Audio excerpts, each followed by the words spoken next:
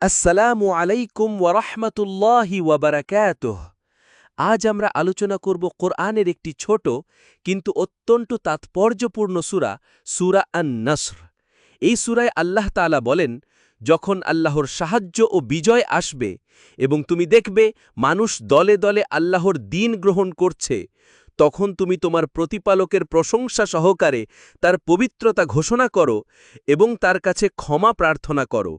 নিশ্চয়ই তিনি তওবা কবুলকারী। প্রিয় দর্শক, এই সূরাটি মদিনায় নাজিল হয়েছে। অনেক সাহাবী ও তাফসীর কারক একমত এটি হল নবীজির সাল্লাল্লাহু আলাইহি ওয়াসাল্লামের জীবনের শেষ সময়ে নাজিল হওয়া সূরাগুলোর একটি।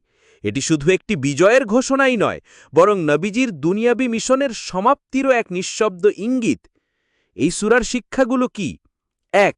সব সফলতা আল্লাহর পক্ষ থেকে। বিজয়, সম্প্রসারণ, মানুষ দলে দলে ইসলামে আসা, সবই আল্লাহর অনুগ্রহ। ২. বিজয়ের সময় বিনয় জরুরি।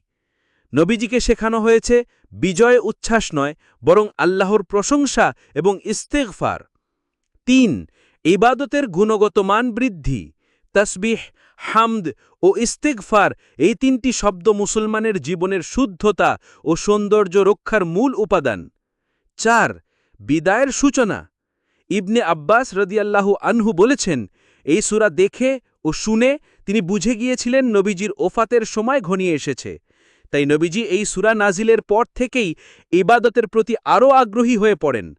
সূরা আন-নসর আমাদের শেখায় বিজয়ের পথ বিনয়ের মধ্যে দিয়ে যায়। এই সূরা শুধু ইতিহাস নয়, এটি একটি জীবন্ত নির্দেশনা। আপনি যদি এই আলোচনা থেকে উপকৃত হয়ে থাকেন, তাহলে অনুরোধ করব আমাদের চ্যানেলটি সাবস্ক্রাইব করুন। তাহলে ইনশাআল্লাহ কোরআনের আলো আমরা আরও অনেকের মাঝে ছড়িয়ে দিতে পারব।